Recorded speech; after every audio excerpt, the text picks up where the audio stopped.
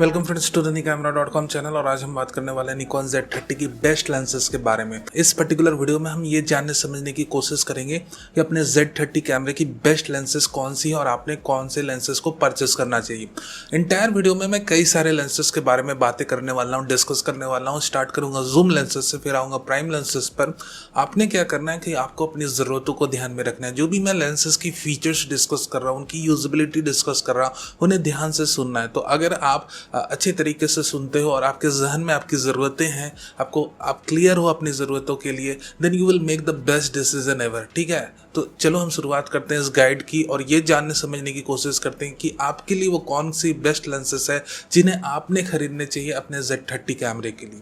So let's move on. सबसे पहले हम एक कवरेज लेंस की बात करें, क्योंकि यहाँ पर कवरेज लेंस की बहुत ज़्यादा क्वेरीज आती है। सर आप एक कवरेज लेंस बताओ, someone is wedding photographer, someone is travel photographer, तो फोटोग्राफी के पर्पज से बेस्ट कवरेज लेंस कौन सी apart from the kit lens. So let's talk about the best coverage lens. ये कवरेज लेंस उन वेडिंग फोटोग्राफर्स को highly recommended है जो कहीं ना कहीं एक फ्लेक्सिबिलिटी चाहते हैं अपने वर्क एरिया में। ये कवरेज लेंस उन ट्रैवल शूटर्स को हाईली रिकमेंडेड है जो कहीं ना कहीं एक kind of a allrounder lens की तलाश में है। So I hope you understand this. The name of the lens is Nikon 18-140 mm DX format lens. अब इस लेंस को आपने परचेस तब करना है जब आपने एक बहुत ही अच्छी वाइड रेंज की एक कवरेज लेंस लेनी है। आपको बार बार लेंस बदलने के झंझट में नहीं पड़ना है कि भाई मैंने एक ऑल इन वन लेंस ले ली, उसके बाद मुझे एक वाइड एंगल शॉट लेना है, एक थोड़ा सा टेलीजूम शॉट लेना है। वो सारी काम ये लेंस ही कर दे। बट बी अवेयर दैट कि आप इससे एक बहुत ही बेहतर बोखे क्वालिटी की उम्मीद ना लगाना। वो बोखे क्वालिटी पॉसिबल है प्राइम्स के साथ, जो ऑफकोर्स मेरी रिकमेंडेशन में आने वाली है। बट या if you are into wedding photography, if you are into travel photography, आपने एक कवरेज लेंस लेनी ही लेनी पड़ेगी and you have no option other than this. So now moving on towards the zoom lens. इसके बारे में भी कई ज़्यादा क्यूरीज आ रही हैं। सो जूम लेंस के बारे में बात कर लें, then you should buy the 50-250 mm lens. 50-250 mm lens Nikon की है और इन्हें आपने परचेस करना चाहिए अगर आपने लगता है, अगर आप बिगनर वाइल्ड लाइफ फोटोग्राफर हो, you need to invest in zoom lenses. ये बेस्ट लेंस है आपके लिए। एक बार आपने इससे प्रैक्टिस कर ली, 1 से 2 साल इसके साथ टाइम बिता लिया, then you can upgrade your lens, you can upgrade your camera body, whatever you like. आप इससे जरूर शुरुआत करो एंड इससे ऊपर अभी जाने की कोशिश ना करो। इससे बेसिक्स ट्रेनिंग आप ले लो कि किस तरह से हमें ऑपरेट करना है, किस तरह से फ्रेमिंग होगी, किस तरह से हमें स्नैप लेना है।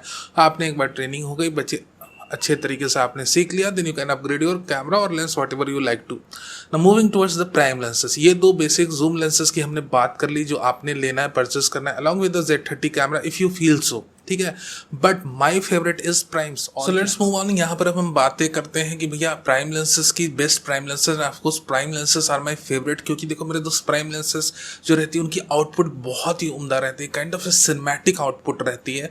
तो अगर आपने सिनेमैटिक आउटपुट चाहिए, अगर आपके बैकग्राउंड में आपने ब्लर चाहिए, आपके सब्जेक्ट पर काफ़ी शार्प फोकस चाहिए, then of course you should also invest in prime lenses. सबसे बेस्ट यूजेबल प्राइम लेंसेज से शुरुआत करते हैं, वो है आपकी विल्ट्रॉक्स की 23 mm f1.4 लेंस। अब ये नहीं कहना कि सर विल्ट्रॉक्स थर्ड पार्टी कैसा है वैसा है। आप अगर मेरे चैनल के साथ जुड़े हुए हो तो आपको पता होगा कि कुछ एक दिनों पहले जब DxO लैब ने विल्ट्रॉक्स लेंस की टेस्टिंग करी तो उन्हें ये पता लगा कि विल्ट्रॉक्स की 85 mm की f1.8 लेंस वर्ल्ड की शार्पेस्ट 85 mm f1.8 लेंस है।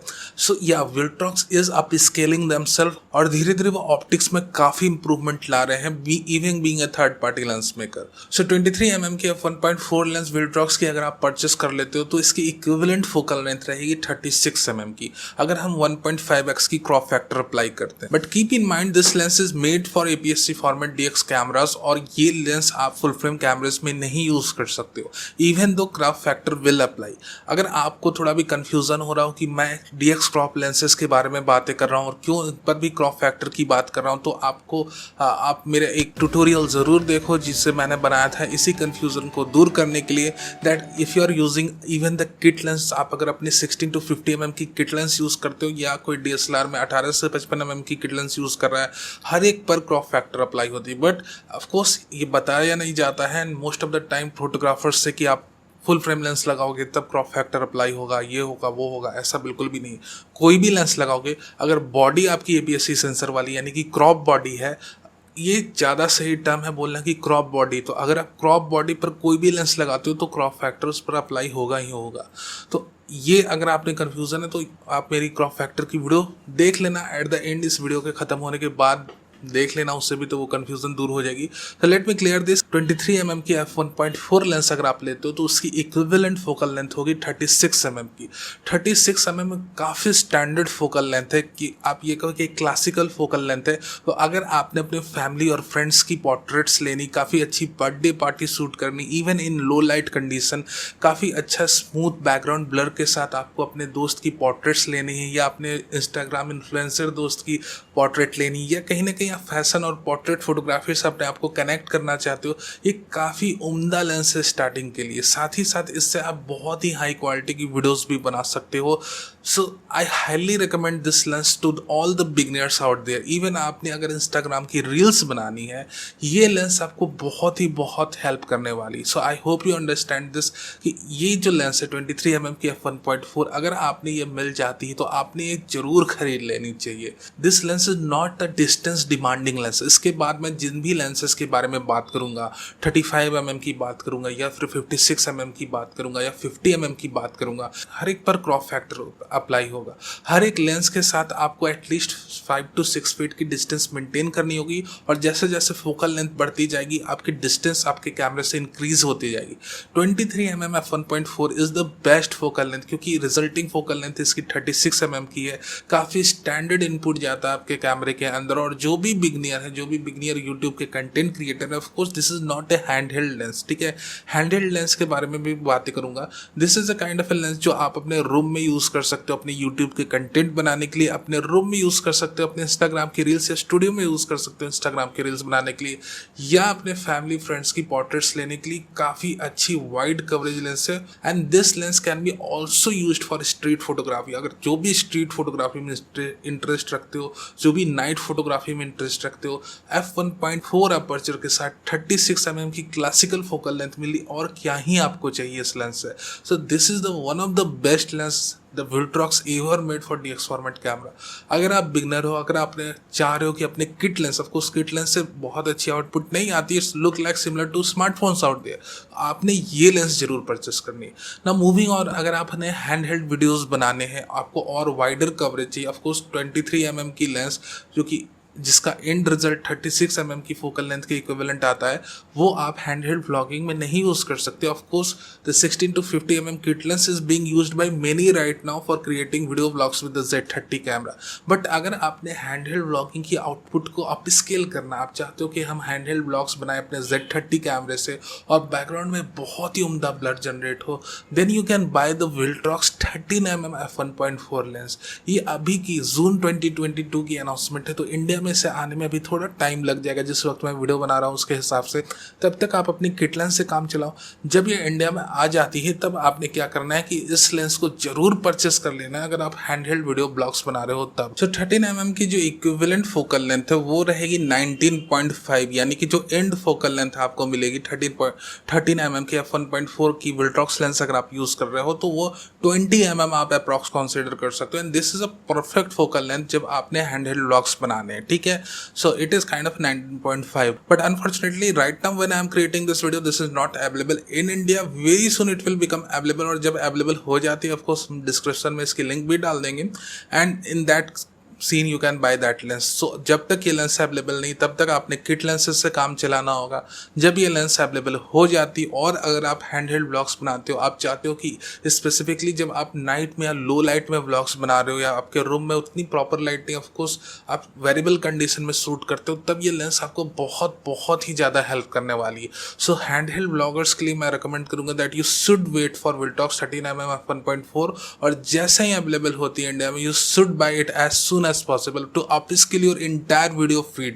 ठीक है, ये बातें क्लियर हो गई कि 23 mm की f1.4 लेंस कब यूज करनी, जब आप अपने रूम में ब्लॉग्स बना रहे हो, रूम में फैमिली और फ्रेंड्स की पोर्ट्रेट्स ले रहे हो, स्पेसिफिकली अपने चिल्ड्रंस की या दोस्तों की बर्थडे शूट कर रहे हो, या कहीं ना कहीं आप इन्फ्लुएंसर फोटोग्राफी की आप बिगनिंग में इंटर कर रहे हो, बिगनिंग फेज में, और अपने दोस्तों के आप विजिट करते हो उनकी पोर्ट्रेट्स लेने के लिए, तो उनके लिए 23 mm की लेंस बहुत ही बेस्ट है, specifically for street shooting also, क्योंकि 36 mm की क्लासिकल फोकल लेंथ देती है। आई होप यू अंडरस्टैंड दिस।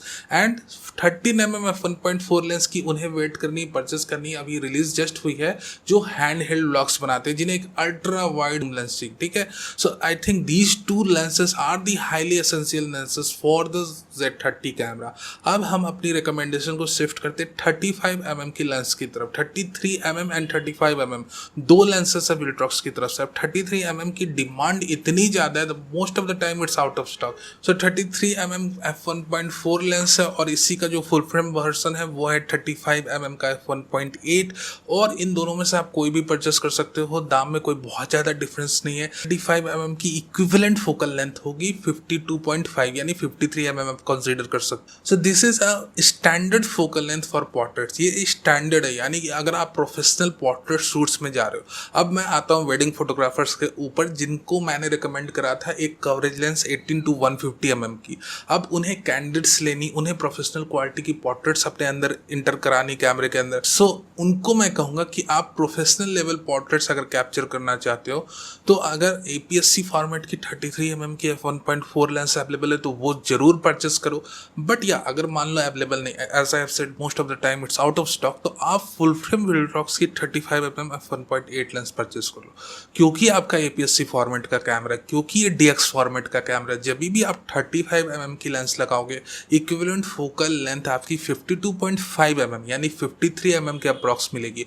और इन जनरल जितने भी प्रोफेशनल पोर्ट्रेट शूट्स हैं वो अब 50 या 50 mm लेंस से शुरुआत होते हैं।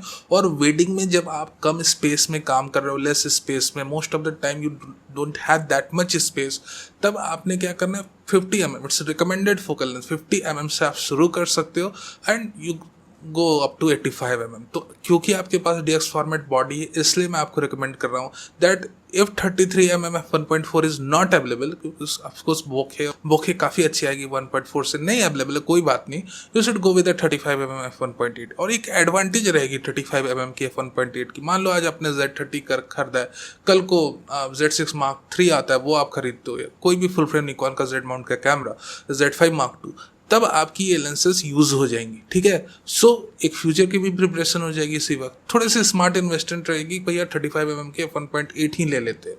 तो ये सारी लेंसेज अभी तक हमने डिस्कस करी। अब हम बात करते हैं 50 mm लेंस के बारे में। अब निकॉन की 50 mm की लेंस लेने जाओगे तो ये बहुत कॉस्टली है, लगभग 40,000, 39, 37, 38 नेट पे तो ऐसी ही प्राइसिंग है। तो यहाँ पर अप्रॉक्सीमेटली 40,000 आपको पड़ने वाली। So in the case 50 mm की निकॉन की Z माउंट लेंस तो काफी costly. So we also have option from Viltrox की 56 mm की f1.4 लेंस है, बड़ी शानदार लेंस है, 56 mm की है। इसका जो रिजल्टिंग आउटपुट होता है वो 84 mm का होता है, यानी कि एकदम स्टैंडर्ड पोर्ट्रेट लेंस। जो फुल फ्रेम अगर आप कैमरा यूज कर रहे हो और फुल फ्रेम कैमरे में आप एक 85 mm की लेंस यूज करते हो पोर्ट्रेट के लिए, जो कि स्टैंडर्ड माना जाता है पोर्ट्रेट फोटोग्राफी में, या हाई एंड प्रोफेशनल भैया वही यूज करते हैं। ऑफकोर्स कि भैया एकदम आप स्टूडियो वाले पोर्ट्रेट्स निकालने हैं, आपने एकदम 85 mm की लेंस लगा दी, अब कुछ सोचने ही नहीं, तो वो रिजल्ट अगर आपने चाहिए तब आपने क्या करना है, विल्ट्रॉक्स की 56 mm की f1.4 लेंस लेनी है। और मान लो आपने थर्ड पार्टी में लेंस में इन्वेस्ट करने की उतनी इच्छा नहीं है, तो आप 50 mm की निकॉन की अपनी Z माउंट की लेंस ले लो। ऑफकोर्स कॉस्टली 40,000 की है, but you can have that. अगर आपका बजट अलाउ करता है और आपने काफ़ी स्टैंडर्ड वाली पोर्ट्रेट्स निकालनी है तो you can have that lens too. तो ये सारी प्राइम लेंसेज है, ठीक है। 50 mm के ऊपर मैं आपको रिकमेंड नहीं करने वाला। ऑफकोर्स विल्ट्रॉक्स की 85 mm की लेंस बहुत ज़्यादा पॉपुलर है मार्केट में। अब जब से DxO मार्क ने भैया टेस्ट करके ये दिखा दिया 85 mm की f1.8 तो वर्ल्ड शार्पेस्ट लेंस है, तब से तो ये लेंसेज 85 mm की स्टॉक में दिख ही नहीं रही, आती हैं आउट ऑफ स्टॉक हो जाती। But those are recommended for full frame cameras. आप यही इमेजिन करो, आप Z फॉर्मेट कैमरा जो DX फॉर्मेट की कैमरा उस पर 85 mm की लेंस लगाओगे, 1.5x की क्रॉप फैक्टर अप्लाई होगी, क्या ही फोकल लेंथ मिलेगा और कहाँ आप अपने सब्जेक्ट को बहुत दूर भगाओगे, और दूर जाओ और दूर जाओ। So this is not a kind of thing. Of course full frame lens, full frame camera है तो 85 mm की लेंस बनती है, बट अप टू APS-C जब तक आप DX फॉर्मेट की APS-C कैमरा यूज़ कर रहे हो, 50 mm is the maximum focal length, उसके ऊपर यूज़ करना उतना मुनासिब नहीं रहेगा। There are people who use kind of lenses, but yeah, general purpose recommendation 50 mm तक maximum है। So these are the set of prime lenses I have for the Z30 camera. ये सारी Z30 कैमरे की लेंस recommendation की set है। End of course I hope you like this video अगर आपको कहीं से भी हेल्प करता हुआ फील हो तो एक लाइक करना मत भूल जाना। और अभी तक टिके हुए उस वीडियो में अभी तक मेरी बातें को सुन रहे हो, ऑफ कोर्स सब्सक्राइब भी कर लो यार अगर नए हो तो। कैमरा इंडस्ट्री से रिलेटेड जो भी लेटेस्ट अपडेट आएगी आपको इस चैनल पर जरूर मिलेगी। And thank you again very very much for watching this video.